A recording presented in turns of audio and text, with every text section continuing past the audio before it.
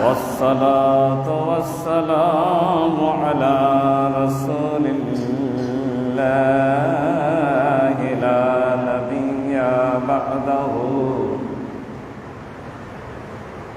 أما بعد فأعوذ بالله من الشيطان الرجيم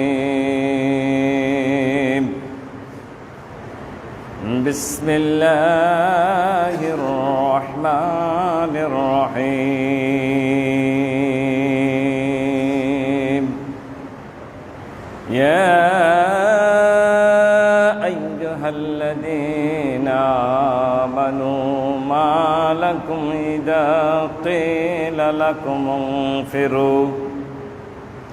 انفروا في سبيل الله إذ ثاقلتم إلى الأرض أرضيتم بالحياة الدنيا من الآخرة فما متاع الحياة الدنيا في الآخرة إلا قليل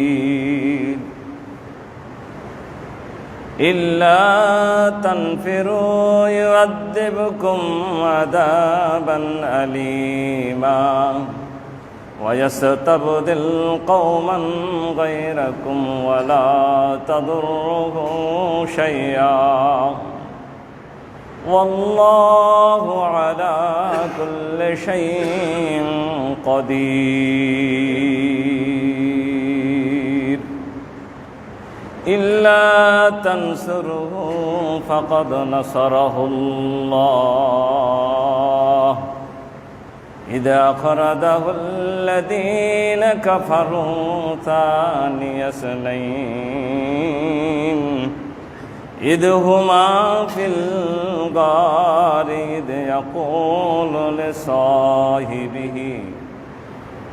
إذ يقول لصاحبه لا تحزن إن الله معنا فأنزل الله سكينته عليه وأيده بجنود لم تروها وجعل كلمة الذين كفروا السفلى وكلمة الله هي العليا والله عزيز حكيم انفروا خفافا أو ثقالا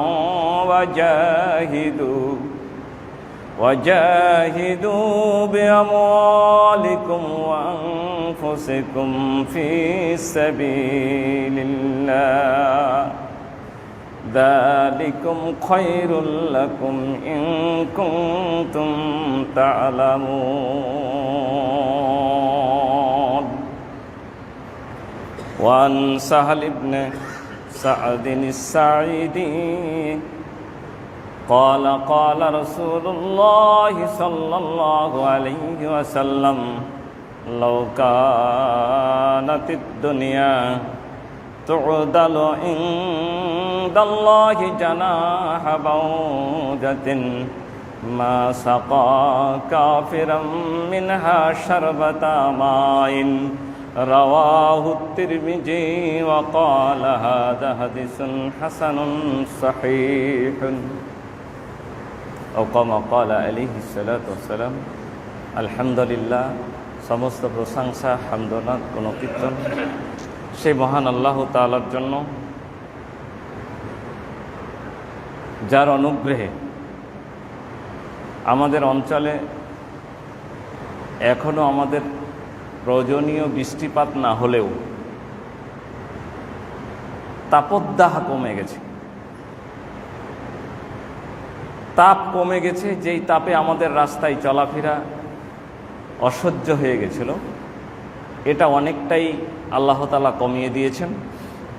ইনশাআল্লাহ আমরা নিরাশ নই, প্রয়োজন মতো আল্লাহ তাআলা বৃষ্টি দেবেন। কোনটার ভিতরে কল্যাণ আছে এটা আল্লাহ ভালো জানেন। এজন্য যাহা হচ্ছে তাহাই আমাদের কল্যাণ এবং আমাদের পাপ থেকে ফিরে আসার জন্য আল্লাহ তাআলার সংকেত।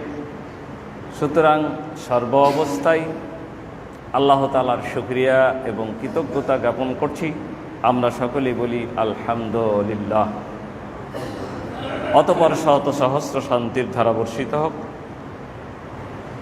সর্বশেষ নবী, যার পারে আর কোনো নবী নাই, আখিরি নবী আহমদ মুস্তাফা মুহাম্মদুর রাসূলুল্লাহ সাল্লাল্লাহু আলাইহি ওয়াসাল্লাম।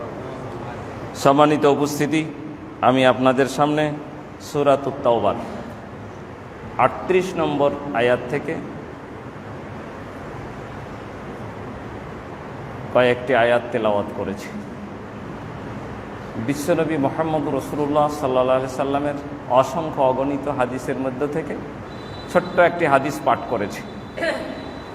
আজকের এই জুমার খুতবায় নির্ধারিত সময়ে আমার তেলাওয়াতকৃত আয়াত সমূহ এবং হাদিসকে সামনে রেখে নির্ধারিত সময়ে খুতবা ইতি টানতে চেষ্টা করব। ওমা তৌফিকি ইল্লা বিল্লাহ আলাইহি তাওয়াক্কালতু ওয়া ইলাইহি উনীব। আজকের আমার আলোচনার শিরোনাম, পৃথিবী আল্লাহর নিকটে অতি অতি অতি তুচ্ছ। আল্লাহ বলছেন যে পৃথিবী অতি সামান্য, আর আল্লাহ তাআলার পক্ষ থেকে আমাদের কাছে যখন যে অবস্থায় যেভাবে ডাক আসবে, সর্ব অবস্থায় আল্লাহ তাআলার ডাকে আমাদের সাড়া দেওয়া উচিত। যদি আমরা আল্লাহর ডাকে সাড়া না দেই, তাহলেই মাঝে মাঝে আল্লাহ তাআলা এভাবে আযাব আর গজব দিয়ে থাকেন।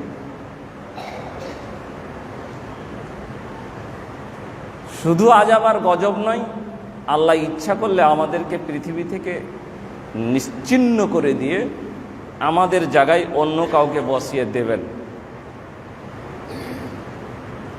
যদি আমরা আল্লাহ তাআলার ডাকে সাড়া দিয়ে আল্লাহর দ্বীনকে সাহায্য নাও করি, এজন্য আল্লাহ তাআলার দ্বীন থেমে থাকবে না।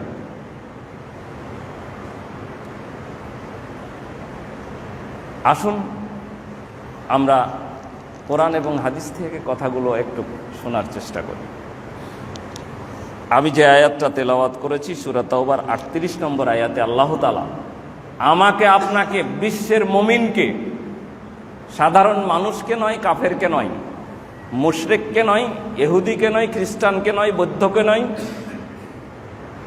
কোনো হিন্দুকে নয়, আমরা যারা ঈমানদার নিজেদেরকে দাবি করছি, যারা আমরা বলছি যে আমরা মুমিন, আমরা আল্লাহকে বিশ্বাস করি, ঈমানের মৌলিক বিষয়গুলোকে আমরা বিশ্বাস করে নিজেদেরকে মুমিন দাবি করছি, আল্লাহ তাদেরকেই ডাক দিয়ে বলছেন, ইয়া আইয়ুহাল্লাযীনা আমানু, হে ঈমানদারগণ, মা লাকুম, কি হলো তোমাদের, হয়ে গেল কি হয়েছে তোমাদের, ইযা কিলা লাকুম ইনফিরু ফি সাবিলিল্লাহ, যখন তোমাদেরকে বলা হচ্ছে যে আল্লাহর রাস্তায় বেরিয়ে আসো, ইসতাকালতুম ইলাল আরদ, তখন তোমরা জমিনের দিকে গেড়ে বসছো। হলোটা কি তোমাদের? ঈমানদারদেরকে ডাক দিয়ে বলছেন আল্লাহ যে তোমাদের হলোটা কি? যখন তোমাদেরকে আল্লাহর রাস্তায় বের হওয়ার জন্য বলা হচ্ছে, তখন তোমরা জমিনের দিকে বসে যাচ্ছ। জমিন তোমাদেরকে যেন আটকিয়ে দিচ্ছে, ধরে নিচ্ছে। জমিনে তোমরা ভারী হয়ে বসে যাচ্ছ, জমিনে তোমরা আটকিয়ে যাচ্ছ। হলোটা কি তোমাদের?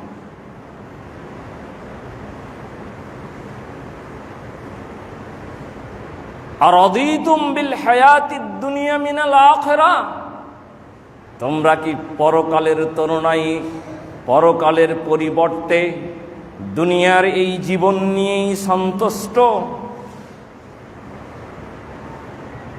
পরকালের পরিবর্তে যে পরকাল আমাদের দরকার নাই, এই দুনিয়াই আমাদের শুধু দরকার, যা পেয়েছি এটাই আমাদের যথেষ্ট, এ নিয়েই কি তোমরা খুশি? তাহলে শুনে রাখো, ফামা মাতাউল হায়াতিদ দুনিয়া ফিল আখিরাতি ইল্লা কলিল। তাহলে জেনে রাখো, আখিরাতের তুলনায় দুনিয়ার সম্পদ অতি অতি তুচ্ছ, সামান্য, অল্প।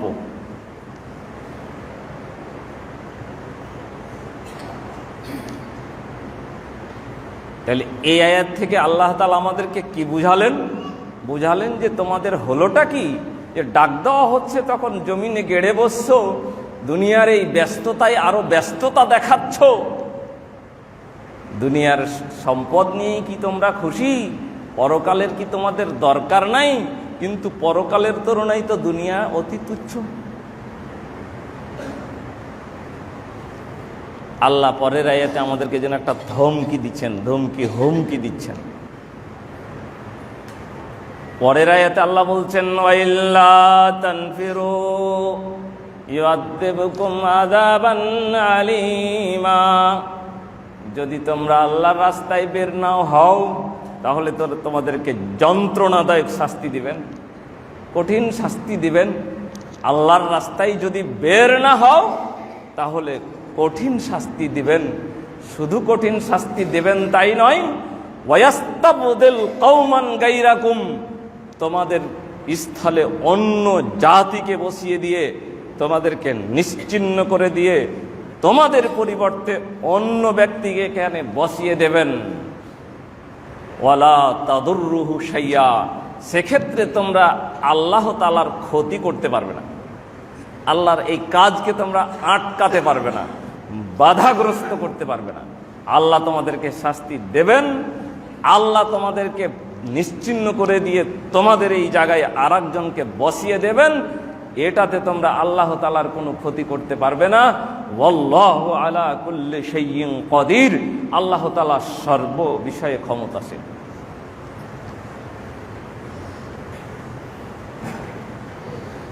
এই আয়াত দুটি শানে নজুল, অবতরণের প্রেক্ষাপট হলো, আয়াত দুটি অবতীর্ণ হয়েছিল তাবুকের যুদ্ধের সময়। সংক্ষেপ ঘটনা হলো এই, নবম হিজরিতে যখন তাবুকের যুদ্ধের ডাক আসলো, সময়টা ছিল খুব প্রখর। আমাদের দেশের যেমন চৈত্র বৈশাখ মাসে খুব প্রখর রৌদ্র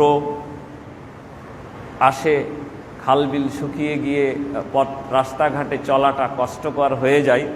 এবারই যেমন এক সপ্তাহ পূর্বে যা ছিল, তো মরুভূমির দেশ, ওখানে তো আরো উত্তপ্ত, যা সর্বদাই আগে থেকেই উত্তপ্ত ছিল। যেই আবহাওয়াটা আমাদের দেশে এখন ট্রান্সফার হচ্ছে মনে হচ্ছে। তো ওই মরুভূমির দেশে এক, আবহাওয়া খুব উষ্ণতা চলছিল। দুই, মদিনা থেকে তাবুক বহু দূরে।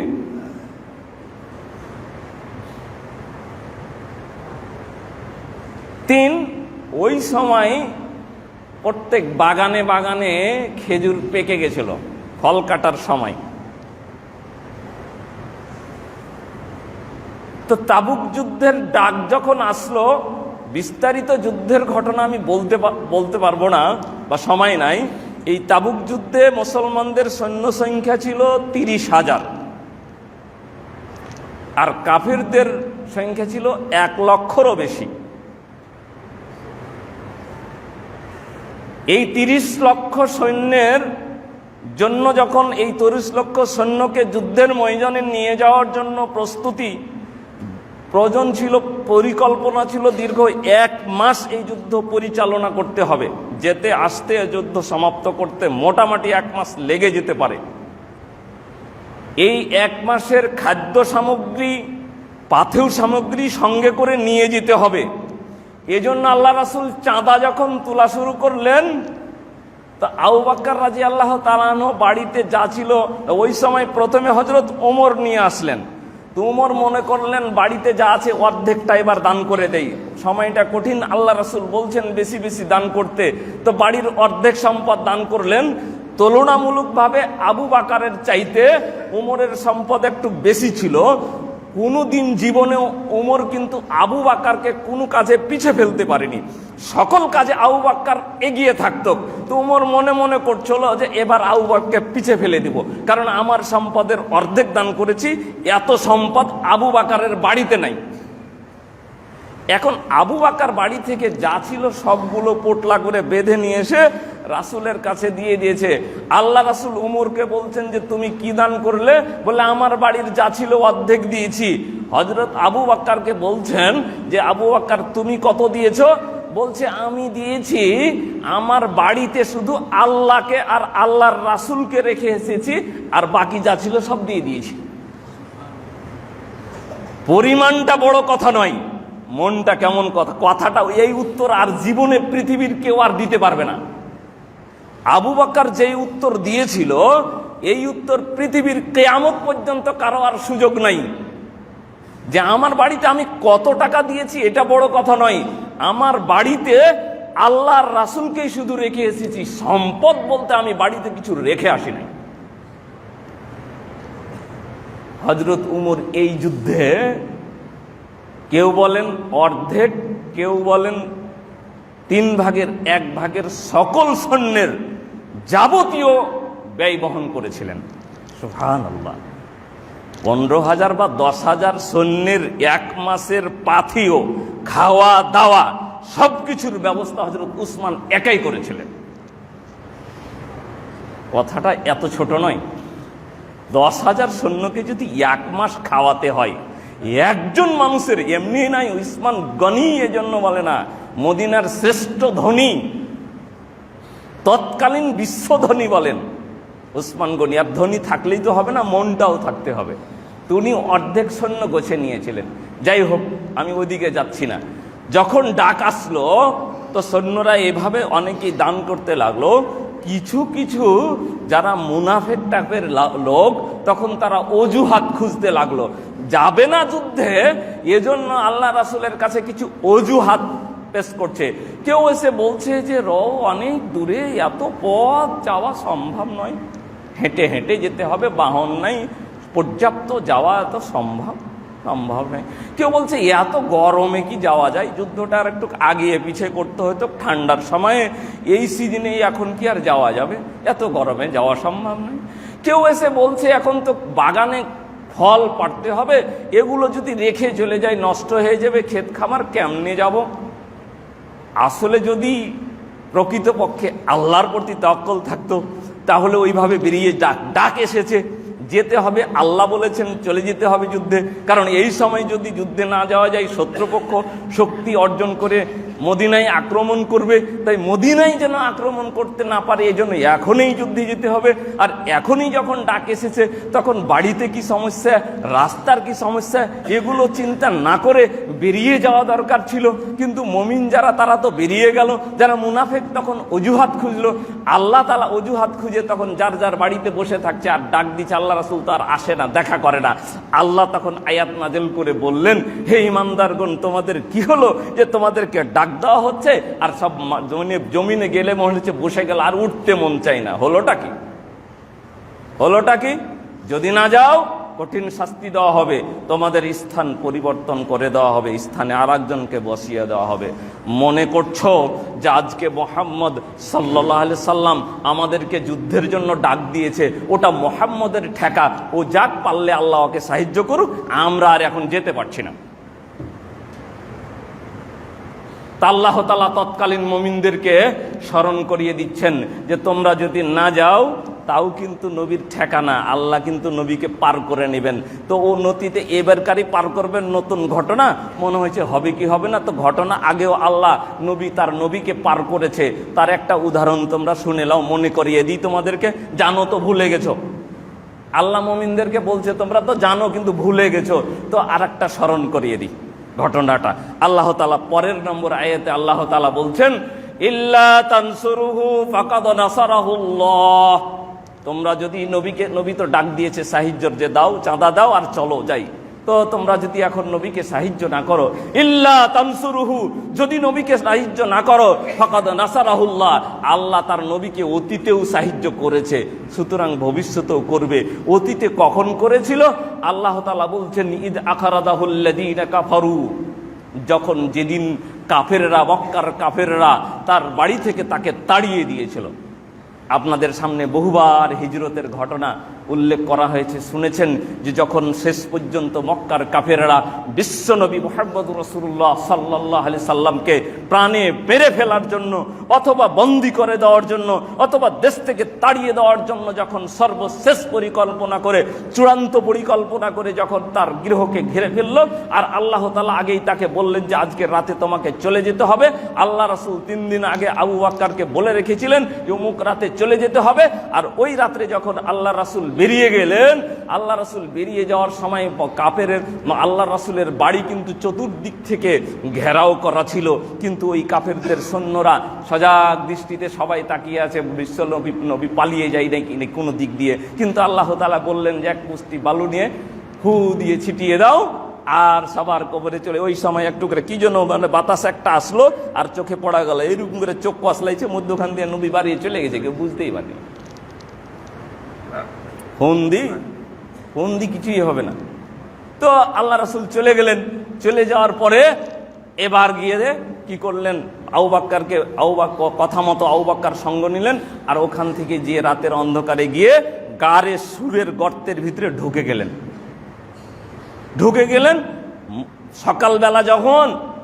সকালবেলা যখন তারা নবীকে বাড়িতে পেল না, তখন মক্কার চতুর্দিকে জঙ্গলে চতুর্দিকে পাহাড়ের গর্তে খুঁজতে লাগলো। খুঁজতে গারে সুর পর্যন্ত মক্কার কাফেররা খুঁজতে গিয়ে গারে সুরের চতুর্দিক দিয়ে ঘোরাঘুরি করছে, আর গারে সুরের মাঝে আল্লাহ রাসূল আর আবু বকর বসে আছেন। আবু বকর ওপর দিকে তাকাচ্ছেন, যারা ওই ওপরে হাঁটাহাঁটি করছে তাদের পা দেখা যায়। আবু বকর ভয় পেয়ে গেছেন। ভয় পেয়ে গিয়ে রাসূলকে বলছেন যে যদি তারা খালি নিচের দিকে খালি চোখটা দেখেই তাহলে আমাদেরকে দেখে ফেলবে, খালি যদি নিচের দিকে চোখটা মুখটা করেই তাহলে দেখে ফেলবে, বিপদ একবার, আর বাঁচা নাই, আর রক্ষা নাই। তারা তো তন্ন করে খুঁজে বেড়াচ্ছে, খালি চোখটা নিচ দিকে করলেই তারা দেখে ফেলবে আর আমাদেরকে ধরে ফেলবে, আর হয়তো প্রাণে এবার হয়তো নবীর আর রক্ষা নাই। এভাবে আবু বকর ভয়ে খালি কাঁপছেন, আল্লাহ রাসূলকে বলছেন যে কি হবে। তো আল্লাহ তাআলা তখন আল্লাহ রাসূল আবু বকরকে কি বলে সান্ত্বনা দিয়েছিলেন, ওই কথাটা এই আয়াতে কোট করে উল্লেখ করে আল্লাহ তাআলা বলছেন যে তোমরা আজকে নবীকে যদি সাহায্য না করো, নবী তোমাদেরকে ডাক দিয়েছে তাবুকের যুদ্ধে যাওয়ার জন্য, আজকে যদি বের না হও তো নবীর কি ঠেকা হবে? আর নবীকে আল্লাহ তাআলা সাহায্য করেছিল কবে? ঈদ আখারাজাহুল্লাযীনা কাফারু, যেদিন কাফেররা তাকে বাড়ি থেকে বের হইতে বাধ্য করেছিল। বের হয়ে তিনি প্রাণ নিয়ে যেদিন পালায় আসলেন, যখন তারা দুইজন অবস্থান করছিল, ঈদ হুমা ফিল গারে, যখন তারা গর্তের মাঝে অবস্থান করছিল, আর ওই আবু বকর ভয় পেয়ে গেলেন। আর আল্লাহ তাআলার পক্ষ থেকে আশ্বস্ত হয়ে নবী তখন বলছেন, ঈদ ইয়াকুলু লিসাহিবিহি লা তাহজান ইন্নাল্লাহা মা'ানা, আবু বকর ভয় পেও না, আমরা দুজন নাই, আমরা এখানে দুজন নাই, আমাদের সঙ্গে আরেকজন আছেন, তিনি আল্লাহ, আমরা এখানে 3 জন আছি। সুতরাং আল্লাহ স্বয়ং যেন এখানে আছেন, ভয়ের কিছু নাই, তারা দেখবেই না, মানে ওইদিকে তাদের মন চাইবে না। দৃষ্টিটা আল্লাহ এমন ভাবে ঘুরায় রেখেছে যে ওখান থেকে ঘোরাঘুরি 3 দিন পর্যন্ত ঘোরাঘুরি করছে, কিন্তু কেউ ওইদিকে দেখেই না। তো আল্লাহ রাসূল বললেন যে ভয় পেও না, আমরা দুজন নাই, আমাদের সঙ্গে আল্লাহ আছেন। তো আবু বকর তো ভয়ে কাঁপছিল। আল্লাহ তাআলা বলছেন ফাআনজালাল্লাহু সাকিনাতাহু আলাইহি, আল্লাহ তাআলা প্রশান্তি তার মধ্যে নাজিল করে দিল। আবু বকরের মন থেকে ভয় দূর হয়ে গেল, শান্তি, মানে এখন ঘুমিয়ে যান। নবীও নিশ্চিন্তে যেন ঘুমিয়ে গেলেন, আবু বকরও ঘুমিয়ে গেলেন, কোনো ভয় নাই, ঘুমিয়ে গেলেন ওখানে। 3 দিন, ওই অনেক বড় ঘটনা আছে, বুখারী মুসলিমে হাদিস বর্ণিত হয়েছে। 3 দিন পর্যন্ত ওই কি বলে এক লোক এসে রাতের বেলায় খালি তাদেরকে ওই উটের দুধ খাইয়ে যে তোমার পান করাইয়ে যেত। আবু বকরের ছেলে 3 দিন পর্যন্ত এসে দুধ পান রাতের বেলায় এসে খালি তাদেরকে খাওয়া দিয়ে যেত। আর তারা সকালবেলায় ওখানে অবস্থান করে সকালে গিয়ে মক্কার কাফেরদের সঙ্গে মিলে যেত। আর মক্কার কাফেররা সারা দিন কি ষড়যন্ত্র করে এটা গিয়ে রাতে গিয়ে আবার তাদের কাছে, নবীর কাছে, আবু বকর কাছে তারা পৌঁছিয়ে দিত। তো 3 দিন পর্যন্ত এভাবেই ছিল। যাই হোক, যে কথা বলছি, আল্লাহ তাআলা বলছেন যে সেদিন নবীকে সাহায্য আল্লাহ তাআলা করেছিলেন, ফানজালাল্লাহু সাকিনাতাহু, তার প্রতি প্রশান্তি নাজিল করে দিয়ে মনটা শান্ত করে দিলেন। ওয়া আইয়াদাহু বিজুনুদিন লাম তারাউহা, সেদিন আল্লাহ তাআলা ওই গর্তটা যেন ফেরেশতা দিয়ে ঘিরে রেখেছিল। এমন এক সৈন্য বাহিনী দিয়ে, আল্লাহ বলছেন ওয়া আইয়াদাহু, নবীকে তিনি এমন এক সাহায্য করেছিলেন, বিজুনুদিন, এমন এক সৈন্য দল দিয়ে, লাম তারাউহা, যেটা তোমরা তোমাদের চামড়ার চোখ দিয়ে দেখো নাই, দেখতে পাও নাই। এমন এক সৈন্য বাহিনী দিয়ে সেদিন নবীকে রক্ষণাবেক্ষণা করেছিলেন, ফলে কাফেররা ওইদিকে যেতেই পারছিল না। মনে হচ্ছে ওখানে একটা বেড়া দেওয়া আছে। আল্লাহ তাআলা কি করলেন? কাফেরদের যে পরিকল্পনা ছিল নবীকে একবারে মেরেই ফেলবো, আল্লাহ তাআলা বলছেন ওয়া জাআলা কালিমাতাল্লাযীনা কাফারুস সুফলা, কাফেরদের সিদ্ধান্তটাকে, তাদের পরিকল্পনাকে আল্লাহ তাআলা যেন মাটিতে পুঁতে দিল। ওদের পরিকল্পনা শেষ, ধুলাই মিশে গেল, পরিকল্পনা সব মাটির সঙ্গে মিশে গেল। তো কাফেরদের পরিকল্পনা আল্লাহ তাআলা বলছেন ওয়া জাআলা কালিমাতাল্লাযীনা কাফারুস সুফলা, কাফেরদের পরিকল্পনাকে একেবারে আল্লাহ মাটির সঙ্গে মিশিয়ে দিল। ওয়া কালিমাতুল্লাহি হিয়াল উলিয়া, আর আল্লাহর কথা বিজয়ী হলো, যে আল্লাহ বলছেন যে তোমাকে রক্ষা করবই, তো রক্ষা হয়েই গেল। ওয়াল্লাহু আজিজুন হাকিম, আল্লাহ হলেন পরাক্রমশালী, কোনো কাজেই আল্লাহ অক্ষম নয়, এবং আল্লাহর প্রতিটি কাজ প্রজ্ঞাময়, বিজ্ঞানসম্মত। আল্লাহ পরের আয়াতে বলছেন ইনফিরু খিফাফান আও সিকালা, তোমরা বেরিয়ে পড়ো। তোমাদের যদি হাতের অবস্থা হালকা থাকে, দরিদ্রতা থাকে, অসচ্ছলতা থাকে, সমস্যা থাকে, তাও বেরিয়ে যাও। আও সিকালান, অথবা যদি অবস্থা ভালো থাকে, অবস্থা খারাপ থাক আও ভালো থাক, বেরিয়ে যাও, আল্লাহর পথে বেরিয়ে যাও। ইনফিরু ফি সাবিলিল্লাহি খিফাফান আও সিকালা, অবস্থা খারাপ থাক আর ভালো থাক, বেরিয়ে যাও। ওয়াজাহিদু বিআমওয়ালিকুম ওয়া আনফুসিকুম ফি সাবিলিল্লাহ, আর আল্লাহর পথে তোমাদের জান এবং সম্পদ এবং জান দিয়ে জিহাদ করো, আল্লাহর দ্বীন প্রতিষ্ঠার জন্য প্রচেষ্টা করো। যালিকুম খায়রুল লাকুম, এটাই তোমাদের জন্য কল্যাণকর, যদি ইন কুনতুম তা'লামুন, যদি তোমরা জানতে। সম্মানিত উপস্থিতি, আমি আবার প্রথম আয়াতের দিকে ফিরে যাই। আল্লাহ তাআলা প্রথম আয়াতে যে 38 নম্বর আয়াত বলছিলাম, ওই আয়াতে আল্লাহ বললেন যে হে ঈমানদারগণ, তোমাদের জন্য কি হলো যে তোমাদেরকে যখন আল্লাহর পথে ডাক দেওয়া হয় জমিনে গেড়ে বসছো কেন? তো এই আয়াত যদিও তাবুক যুদ্ধের সময়, তাবুক যুদ্ধকে কেন্দ্র করে নাজিল হয়েছিল, তারপরে আয়াতের বিধান শেষ হয়ে যায়নি। মানে তাবুক যুদ্ধে শেষ হয়ে গেছে, কিন্তু তখন নয়, আরো যুগে যুগে কিয়ামত পর্যন্ত আল্লাহর কাজ করার জন্য যখনই আমাদের কাছে ডাক আসবে, তখনই যেন ডাকে যে যে অবস্থায় আছি, আল্লাহ যে ওই শেষের আয়াতটা অনুবাদ যে করলাম যে ইনফিরু খিফাফান আও সিকালা, হাতের অবস্থা ভালো থাক আর খারাপ থাক, বেরিয়ে যেতে হবে আল্লাহর কাছে। অবস্থা কঠিন থাক, কাজের ব্যস্ততা থাক আর ব্যস্ততা ছাড়াই থাকি না কেন, যে অবস্থাতেই থাকি না কেন, আল্লাহর ডাক আসলে আল্লাহর ডাকে বেরিয়ে যাওয়া দরকার। এই বেরিয়ে যাওয়াটা আমার কাজ, আর বাকিটুকু আল্লাহ তাআলা আমাকে দেখবেন, আমার কাজে সফলতা দিবেন। বাড়ি ঘর জমি জায়গা জমি আর আমার সম্পদ সব কিছু আল্লাহ তাআলা রক্ষা করবেন, এটা আল্লাহ তাআলা বলছেন। আর যদি আমি না বের হই, তা আল্লাহ বলছেন তাহলে কঠিন কঠিন কঠিন শাস্তি আসবে, আর প্রয়োজনে আল্লাহ তাআলা আমাদেরকে একেবারে দেশ ধ্বংস করে দিয়ে ওখানে আরেকজনকে বসিয়ে দেবেন। তাহলে আমাদের কাজ হলো আল্লাহর পথে বেরিয়ে যাওয়া। তো আল্লাহর পথে এখন আর ওই উহুদের তাবুকের মতন যুদ্ধের ডাক আসবে এমনটা নয়, কিন্তু আল্লাহর পক্ষ থেকে প্রতিনিয়ত প্রতিনিয়ত প্রতিনিয়ত আমাদের কাছে ডাক আসছে। আল্লাহর ডাকে কিন্তু আমরা সাড়া দিচ্ছি না। যুদ্ধের ডাক আসবে এমনটা নয়, আল্লাহর ডাকে সাড়া দিতে হবে।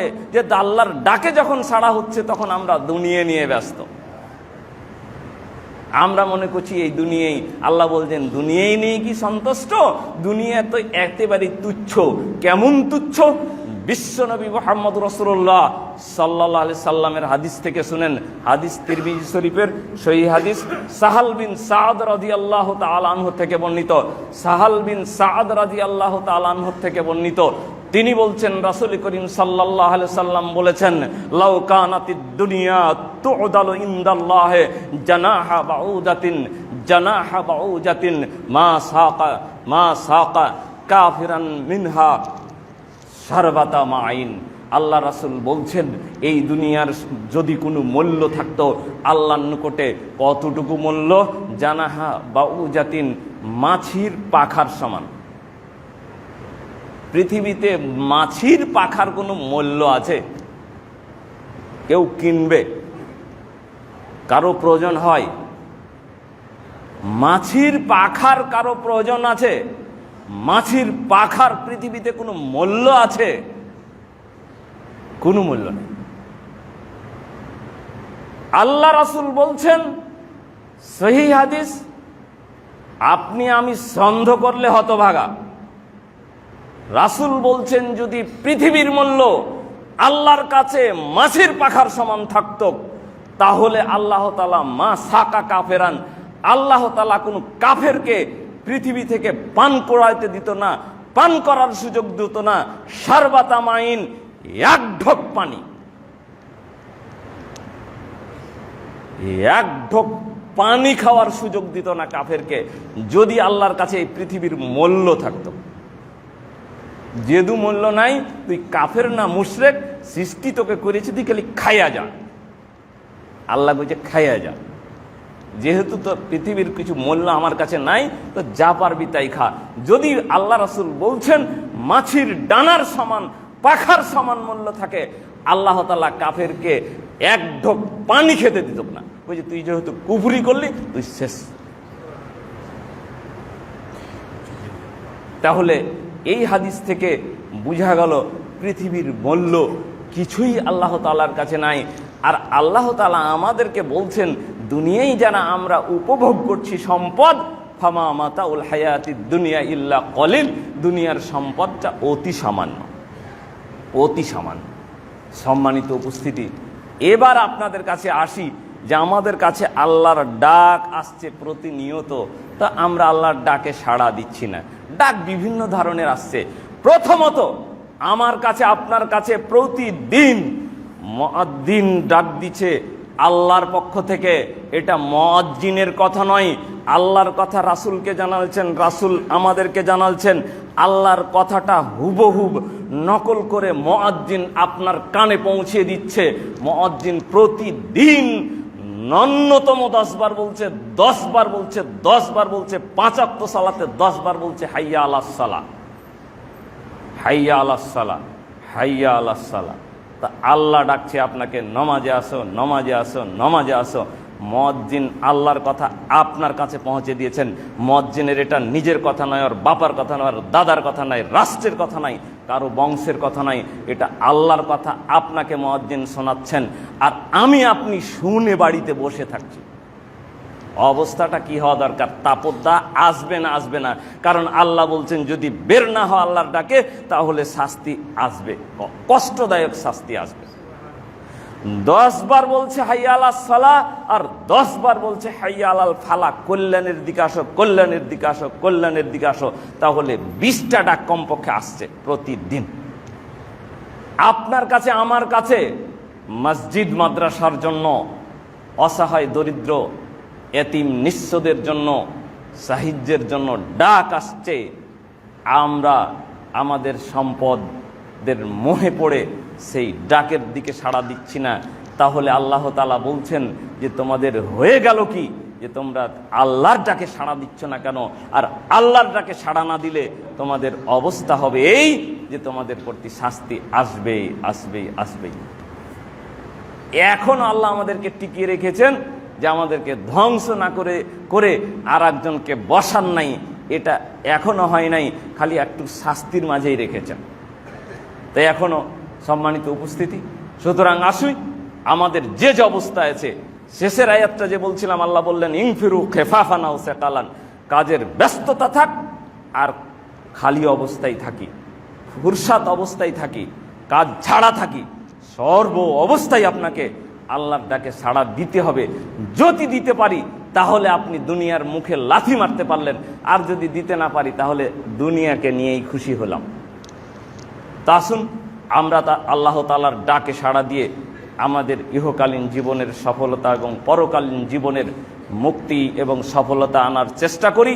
দুনিয়ার সামান্য সম্পদের পরিবর্তে আখেরাতকে বিক্রয় না করে বরং আখেরাতকে পাওয়ার উদ্দেশ্যে দুনিয়ার সম্পদকে কিছু হলেও আমরা সেটাকে বাদ দেওয়ার চেষ্টা করি। তবে দুনিয়াকে আল্লাহ তাআলা বাদ দিতে পারে নাই, না বলে নাই।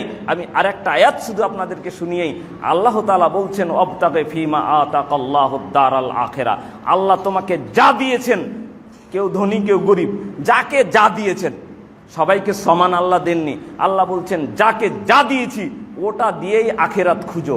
অবতাগে ফিমা আতাকাল্লাহুদ দারাল আখিরা, তোমাকে আল্লাহ যা দিয়েছে ওটা দিয়েই তুমি আখেরাত খুঁজো। তো আখেরাত খুঁজতে গিয়ে দুনিয়াকে বাদ দিয়ে দিবে তা নয়। ওয়ালা তানসা নাসিবাকা মিনাদ দুনিয়া, দুনিয়ায় তোমার একটা ভাগ আছে, দুনিয়ার সম্পদ মানে জোগাড় করার জন্য অধিকার তোমার আছে। বৈধ পথে দুনিয়ার সম্পদও তুমি কি করো? সঞ্চয় করো। ওয়ালা তাবগিল ফাসাদা ফিল আরদ, আর জমিনের ও আহসিন কামা আহসানাল্লাহু ইলাইক, আল্লাহ যেভাবে তোমার সঙ্গে ভালো ব্যবহার করেছেন তুমিও ওইভাবে কি করো? ভালো ব্যবহার করো। ওয়ালা তাবগিল ফাসাদা ফিল আরদে, আর জমিনের মাঝে বিপর্যয় বিশৃঙ্খলা সৃষ্টি করিও না। ইন্নাল্লাহা লা ইউহিব্বুল মুফসিদিন, নিশ্চয় আল্লাহ বিপর্যয় বিশৃঙ্খলা সৃষ্টিকারীদেরকে আল্লাহ তাআলা ভালোবাসেন না। সুতরাং আখেরাত দুনিয়াকে ভুলে যেতে বলেছে আল্লাহ তাআলা, এটা বল নাই। দুনিয়ার সম্পদ আমাদেরকে সংগ্রহ করতে হবে আর এই সম্পদ দিয়েই আখেরাতকে খুঁজতে হবে। আল্লাহ আমাদের সেই তৌফিক দান করুক। সকলেই বলি আল্লাহুম্মা আমিন। আকুলু কাওলি হাযা আস্তাগফিরুল্লাহ লি ওয়া লাকুম ওয়া লিসাইরিল মুসলিমিন। বারাকাল্লাহ।